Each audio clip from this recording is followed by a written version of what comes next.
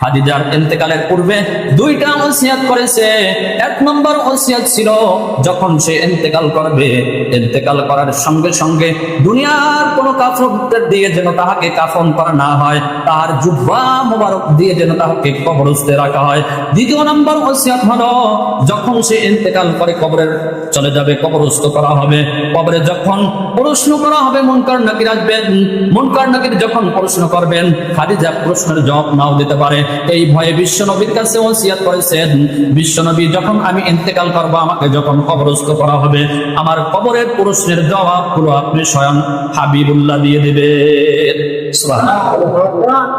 রব্বুল আলামিন এই কথা শোনার সঙ্গে সঙ্গে জিবরাইলকে বললেন, হ্যাঁ জিবরাইল, তুমি আমার বন্ধুর কাছে যাও, যেই খাদিজা কবরের প্রশ্নের ভয়ে বিশ্বনবীকে কবরের কাছে বসে থাকতে বলেছে প্রশ্নের জবাবগুলো দেওয়ার জন্য, আমার হাবিবকে বলে দাও, আমার হাবিবকে খাদিজার প্রশ্নের উত্তরগুলো দেওয়ার জন্য খাদিজার কবরের পাশে বসার দরকার নাই, কাবার মালিক স্বয়ং আমি আমরা ওই খাদিজার কবরের প্রশ্নের জবাবগুলো দিয়ে দেব।